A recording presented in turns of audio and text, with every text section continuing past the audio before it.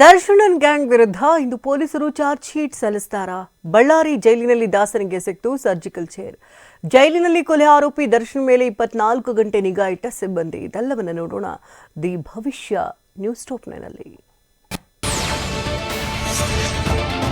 Darshan and ಗ್ಯಾಂಗ್ನಿಂದ Renukaswamy murder ಪ್ರಕರಣಕ್ಕೆ ಸಂಬಂಧಿಸಿ ಇಂದು ಕೋರ್ಟ್ಗೆ ಚಾರ್ಜ್ ಶೀಟ್ ಸಲ್ಲಿಕೆಯಾಗುವ ಸಾಧ್ಯತೆ ಇದೆ. ಬಹುತೇಕ ತನಿಖೆಯು ಪೂರ್ಣಗೊಂಡಿದ್ದು ಪೊಲೀಸರು ಚಾರ್ಜ್ ಶೀಟ್ ಅನ್ನ ಸಿದ್ಧಪಡಿಸಿದ್ದಾರೆ. ಪ್ರತಿ ದಾಖಲೆಯನ್ನ ಎಸಿಪಿ ಪರಿಶೀಲಿಸಿದ್ದಾರೆ. ಪ್ರತಿ ಹಾಳೆಯನ್ನ ಪೊಲೀಸ್ ಕಮಿಷನರ್ ಪರಿಶೀಲಿಸಿದ್ದಾರೆ. ಇಂದು ಮಧ್ಯಾಹ್ನದ ಬಳಿಕ ಕೋರ್ಟ್ಗೆ ಚಾರ್ಜ್ ಶೀಟ್ ಸಲ್ಲಿಕೆ ಆಗೋ ಸಾಧ್ಯತೆ ಇದೆ. ದಾಖಲೆ ಲೋಪ ಕಂಡು ಬಂದ್ರೆ ನಾಳೆ ಸಲ್ಲಿಕೆ ಮಾಡಬಹುದು ಎನ್ನಲಾಗಿದೆ.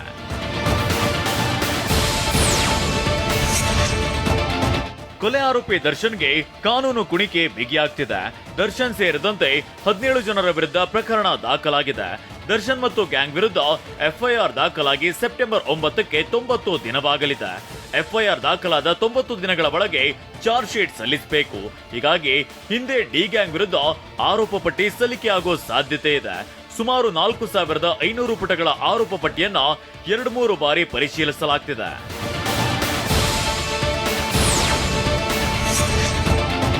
ರೇಣುಕಾಸ್ವಾಮಿ ಕೊಲೆ ಪ್ರಕರಣದ ನೇತೃತ್ವ ವಹಿಸಿರುವ ಎಸಿಪಿ ಚಂದನ್ ನೇತೃತ್ವದ ತಂಡ ಗಂಭೀರವಾಗಿ ಪರಿಗಣನೆ ಮಾಡಿದ್ದಾರೆ.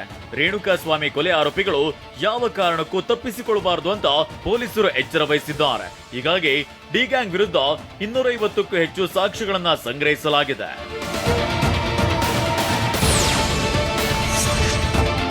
ಕೊಲೆಯಾದ ರೇಣುಕಾಸ್ವಾಮಿಯ ಮರಣೋತ್ತರ ವರದಿಯಲ್ಲಿ ಶಾಕಿಂಗ್ ಅಂಶಗಳು ಹೊರಬಂದಿದೆ. ಆರೋಪಿಗಳಿಗೆ ದರ್ಶನ್ 30 ಲಕ್ಷ ರೂಪಾಯಿ ನೀಡಿರುವ ಆರೋಪ ಕೂಡ ಇದೆ. ಪೊಲೀಸರಿಗೆ ಶರಣಾದ ಕಾರ್ತಿಕ್, ಕೇಶವ್, ನಿಖಿಲ್ ಹೇಳಿಕೆ ನೀಡಿದ್ದಾರೆ. ದರ್ಶನ್ ಮನೆ ಸಿಸಿಟಿವಿ ಡಿವಿಆರ್ ರಿಟ್ರೀವ್ ಸಾಕ್ಷ್ಯ, ಮೊಬೈಲ್ ನೆಟ್ವರ್ಕ್, ಕೆಲವು ತಾಂತ್ರಿಕ ವರದಿ ಸಂಗ್ರಹಿಸಲಾಗಿದೆ. ರೇಣುಕಾಸ್ವಾಮಿ ಕೈ ಮುಗಿಯುತ್ತಿರುವ 2 ಫೋಟೋಗಳು ಮತ್ತು ದಾಸನ ಟಿ ಶರ್ಟ್ ಮತ್ತು ಪ್ಯಾಂಟ್ ಮೇಲೆ ರಕ್ತದ ಕಲೆ ಎಲ್ಲದರ ರಿಪೋರ್ಟ್ ಸಂಗ್ರಹಿಸಲಾಗಿದೆ.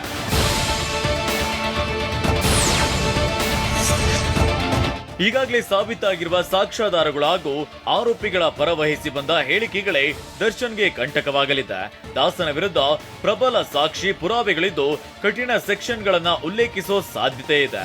ಅವುಗಳ ಆಧಾರದ ಮೇಲೆ A2 ಆರೋಪಿಯಾಗಿರುವ ದರ್ಶನ್ ಅವರನ್ನ A1 ಮಾಡುವ ಸಾಧ್ಯತೆ ಇದೆ ಎನ್ನಲಾಗಿದೆ.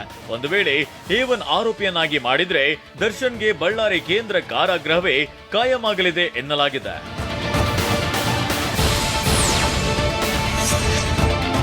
ಬಳ್ಳಾರಿ ಸೆಂಟ್ರಲ್ ಜೈಲಿನಲ್ಲಿರುವ ಕೊಲೆ ಆರೋಪಿ ದರ್ಶನ್ 5 ದಿನ ಪೂರೈಸಿದ್ದಾರೆ.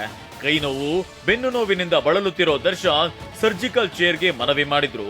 ಕೊನೆಗೂ ದರ್ಶನ್ ಮಾಡಿದ ಮನವಿ ಈಡೇರಿದೆ.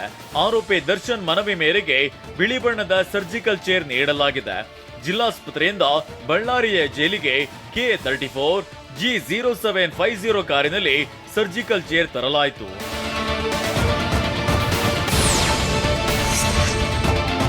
ಕೊಲೆ ಆರೋಪಿ ದರ್ಶನ್ಗೆ ಎಲ್ಲವೂ ಮೈನರ್ ಸಮಸ್ಯೆಗಳಿವೆ ಅಷ್ಟೇ ಅಂತ ದರ್ಶನ್ ಪತ್ನಿ ಭೇಟಿ ಬಳಿಕ ಡಿಐಜಿ ಟಿಪಿ ಶೇಷ ಮಾಹಿತಿ ನೀಡಿದ್ರು. ಬೆನ್ನು ನೋವು, ಮಲಬದ್ಧತೆ ಸಮಸ್ಯೆ ಇವು ಅಷ್ಟೇನೂ ಗಂಭೀರವಲ್ಲ. ಅವಶ್ಯಕತೆ ಬಿದ್ರೆ ಜೈಲು ವೈದ್ಯರೇ ಆರೋಪಿಗೆ ಚಿಕಿತ್ಸೆ ಕೊಡ್ತಾರೆ ಅಂತ ಹೇಳಿದ್ದಾರೆ.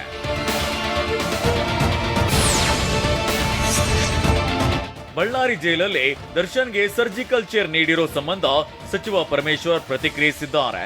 ಜೈಲಲ್ಲಿ ಸರ್ಜಿಕಲ್ ಚೇರ್ ನೀಡೋದು ನಮ್ಮ ಕಾರಾಗೃಹ ಇಲಾಖೆಗೆ ಬಿಟ್ಟಿರುವ ವಿಚಾರ. ನಾವ್ಯಾರು ಮತ್ತು ಸರ್ಕಾರ ಅದರಲ್ಲಿ ಮಧ್ಯಸ್ಥಿಕೆ ವಹಿಸಲ್ಲ. ಕಾರಾಗೃಹ ಇಲಾಖೆಗೆ ಮಾರ್ಗಸೂಚಿ ಇದೆ, ಅದರ ಆಧಾರದ ಮೇಲೆ ಕೆಲಸ ಮಾಡ್ತಾರೆ ಅಂತ ಪರಮೇಶ್ವರ್ ಹೇಳಿದ್ದಾರೆ. ಪ್ರಿಸನ್ ಅಥಾರಿಟೀಸ್ಗೆ ಅವರಿಗೆ ಮ್ಯಾನ್ಯುಯಲ್ ಇದೆ, ಪ್ರಿಸನ್ ಮ್ಯಾನ್ಯುಯಲ್ ಇದೆ.